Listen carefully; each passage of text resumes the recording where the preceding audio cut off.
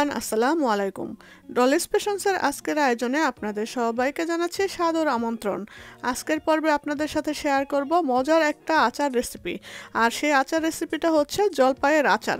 আর আচার দেখলে জিভে জল আসে না এমন কেউ কি আছেন? আর জলপাইয়ের আচার হলে তো কথাই নেই। তো জলপাইয়ের আচার অনেক রকমভাবে করা যায়। আজকে আমি কিভাবে তৈরি করেছি সেটাই আপনাদের সাথে আজকে শেয়ার করব। আশা করি রেসিপিটা আপনাদের কাছে খুব ভালো লাগবে। আজকে আমি জলপাইয়ের আচার তৈরি করার জন্য এখানে নিয়ে নিয়েছি 1 কেজির মতো জলপাই। এটা আমি বাংলাদেশি দোকান থেকে অবশ্যই কিনেছি। আর আচার তৈরি করার পূর্বে আমি জলপাইগুলোকে ভালো করে ধুয়ে একটা ছাঁকনিতে নিয়ে নিয়েছি। আর সেই সাথে জলপাইগুলোকে একটু হালকা ছোট একটা নাইফ দিয়ে কেচে কেচে নিয়েছি। আর এখানে আচার বানানোর জন্য আমি অনেকগুলো উপকরণ নিয়েছি, সেগুলো আপনাদের সাথে শেয়ার করছি। আমি এখানে জলপাইয়ের আচার তৈরি করার জন্য আদা, জিরা, রসুন, ধনিয়া, তেজপাতা, দারচিনি, এলাচি, লবঙ্গ, শুকনা মরিচ, তারপর কিছু কাঁচা রসুন সবগুলো উপকরণ নিয়ে নিয়েছি। তো এখন তৈরি করার পালা। চলে এসেছে চুলাতে। একটা ফ্রাই প্যানের মধ্যে দিয়ে দিয়েছি তেজপাতাগুলো, শুকনো উপকরণগুলো যেগুলো আছে সবগুলো দিয়ে দিচ্ছি। দারচিনি, এলাচি, লবঙ্গ, তারপর শুকনা মরিচ এগুলো দিয়ে কিছুক্ষণ নাড়াচাড়া করব। সাথে রসুনও কিন্তু দিয়ে দিয়েছি। তেলের মধ্যে সমস্ত শুকনো উপকরণগুলো দেওয়ার পর কিছুক্ষণ নাড়াচাড়া করে তারপর চলে আসবো আমরা বাটা মশলা দেওয়ার পর্বে। তো বাটা মশলা দেওয়ার আগে আমি কিছু আস্ত পাঁচফোড়ন দিয়ে দিলাম এখানে 1 চামচের মতো। তারপর আবার দিয়ে দিলাম হচ্ছে আদা, রসুন, তারপর হচ্ছে লবণ। যেহেতু আচারটা আমি একটু মাখা মাখা করে বানাবো, সেহেতু শুধু আদা রসুন দিলে হবে না, এর সাথে একটু সরিষা বাটা দিতে হবে। তো এই সরিষা বাটাগুলো আমার আগেই ব্লেন্ড করা ছিল, ডিপ রোস্ট করে রেখে দিয়েছিলাম। তো সেখান থেকে একটা বড় অংশ আমি দিয়ে দিলাম এখানে, যেহেতু আমার এখানে 1 কেজির মতো জলপাই। তো এখন আমি দিয়ে দিচ্ছি অন্যান্য মশলাগুলো। দিয়ে দিলাম আরও একটু লবণ, তারপর হলুদ, মরিচ, জিরা, ধনিয়া এই উপকরণগুলো অ্যাড করে নিলাম। সেহেতু কালারটা মানে আচারের কালারটা আরও একটু সুন্দর হবে, দেখতে ভালো লাগবে। তো একে একে আমি সমস্ত মশলাগুলো দিয়ে দিলাম।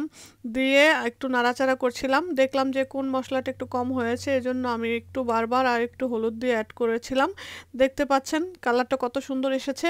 আমি ভিডিও করতে করতে লাইটের পজিশনটা একটু মুভ হয়ে গিয়েছিল, এই জন্য সমস্ত মশলাগুলো ক্লিয়ার আসেনি। তো যখন মশলাটা ভুনা ভুনা হয়ে গিয়েছে, সবগুলো উপকরণের সাথে উপরে তেল ভেসে উঠেছিল, সেই পর্বে আমি এখন দিয়ে দিচ্ছি ধুয়ে রাখা জলপাইগুলো দিয়ে আমি একটু ভালো করে নাড়াচাড়া করব। তো কিছুক্ষণ নাড়াচাড়া দেওয়ার পর এখন আমি এখানে কিছুটা পানি অ্যাড করে দিব। প্রায় হাফ কাপের মতো পানি অ্যাড করে দিয়েছি আমি এখানে। দিয়ে আরও কিছুক্ষণ নাড়াচাড়া করে তারপর আমি হাঁড়িটাকে ঢেকে দিব, যেন জলপাইটা পর্যাপ্ত পরিমাণে সিদ্ধ হতে পারে, এবং জালটাকে একটু মিডিয়াম টু লো করে রাখবো।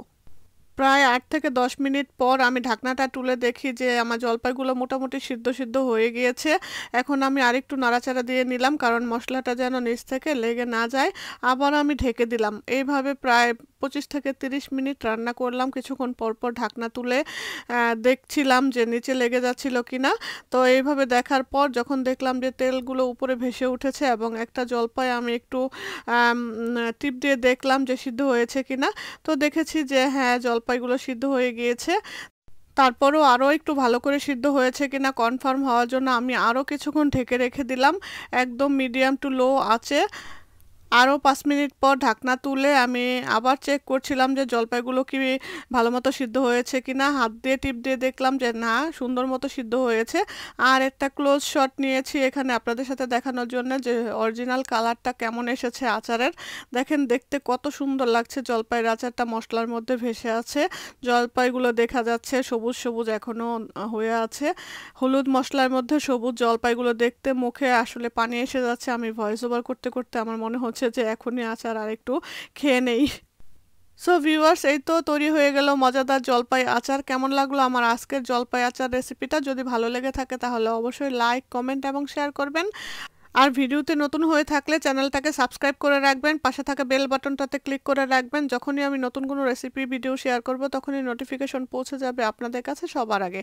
আজ এ পর্যন্তই, আবার দেখা হবে নতুন কোনো রেসিপি নিয়ে নতুন কোনো ভিডিওতে। সেই পর্যন্ত আপনারা পরিবারের সবাইকে নিয়ে ভালো থাকবেন আর আমার পরিবারের জন্য দোয়া করবেন। নতুন রেসিপি ভিডিও নিয়ে আসার প্রত্যাশা রেখে আজকের মতো বিদায় নিয়ে নিচ্ছি। আসসালামু আলাইকুম, আল্লাহ হাফেজ, টাটা, বাই বাই।